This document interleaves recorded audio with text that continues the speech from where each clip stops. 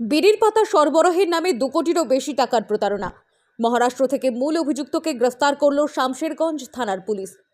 বিড়ির পাতা সরবরাহের নামে প্রায় 2 কোটিরও বেশি টাকার প্রতারণার অভিযোগ। ব্যবসায়ীদের অভিযোগের ভিত্তিতে তদন্তে নেমে মহারাষ্ট্রে অভিযান চালিয়ে এক অভিযুক্তকে গ্রেফতার করল জঙ্গিপুর পুলিশ জেলার অন্তর্গত শামশেরগঞ্জ থানার পুলিশ।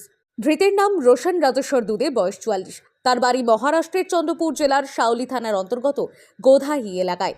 পুলিশ সূত্রে জানা গিয়েছে, শামশেরগঞ্জের কয়েকজন ব্যবসায়ীর অভিযোগের ভিত্তিতে জঙ্গিপুর আদালতের নির্দেশে ঘটনার তদন্ত শুরু হয়। অভিযোগ 2023 সালে ধুলিয়ান এলাকার সুলতান মিয়া, ইসমাইল হোসেন, বদরুল হক সহ কয়েকজন বিড়ি ব্যবসায়ীর কাছ থেকে বিড়ির পাতা সরবরাহের প্রতিশ্রুতি দিয়ে 2 কোটিরও বেশি টাকা নেওয়া হয়।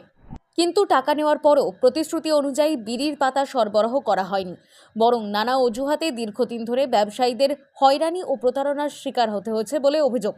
এমনকি বিড়ির পাতা আনতে গিয়ে ব্যবসায়ীদের আক্রান্ত হওয়ার ঘটনাও ঘটেছে বলে দাবি করেছেন ব্যবসায়ী তথা কবিতা বিড়ির কর্ণধার বদরুল হক। এরপর প্রতারিত ব্যবসায়ীরা জঙ্গিপুর আদালতের দ্বারস্থ হয়ে মামলা দায়ের করেন। আদালতের নির্দেশে বিষয়টি শামশেরগঞ্জ থানায় তদন্তের জন্য আসে। তদন্তে নেমে তথ্য প্রমাণ সংগ্রহের পর মহারাষ্ট্রে অভিযান চালিয়ে রোশন রাজেশ্বর দুদেকে গ্রেফতার করে পুলিশ।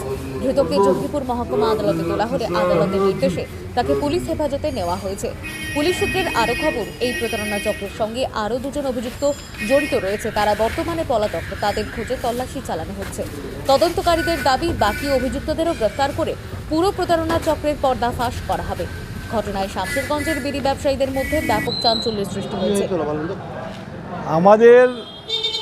আমার ফার্ম থেকে প্রায় একটা চুক্তি হয় পাতা নেওয়ার জন্যে মহারাষ্ট্রে শাওলি থানায়।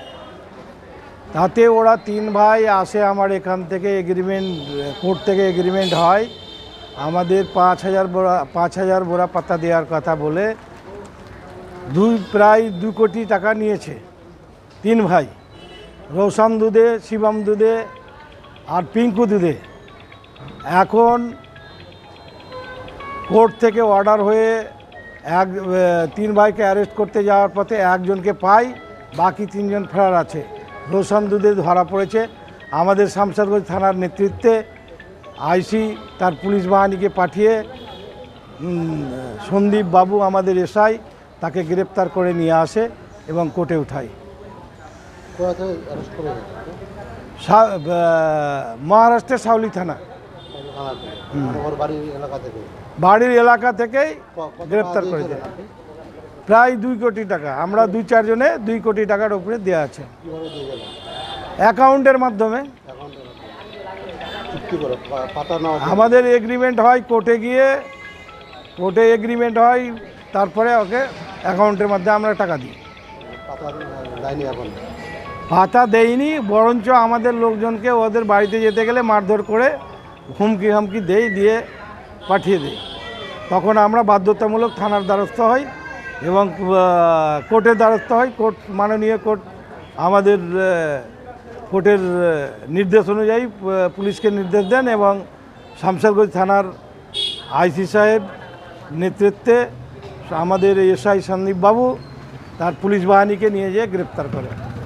মানে শামশেরগঞ্জ থেকে গিয়েছিল ওইখানে? শামশেরগঞ্জ থেকে গিয়েছিল, প্রায় যেতে 2 দিন লাগলো। কবে অ্যারেস্ট হয়েছে? 3 দিন হলো অ্যারেস্ট হয়েছে।